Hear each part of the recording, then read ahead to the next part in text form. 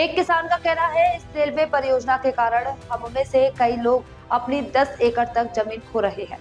दिया गया मुआवजा मौजूदा बाजार मूल्य के अनुरूप नहीं है।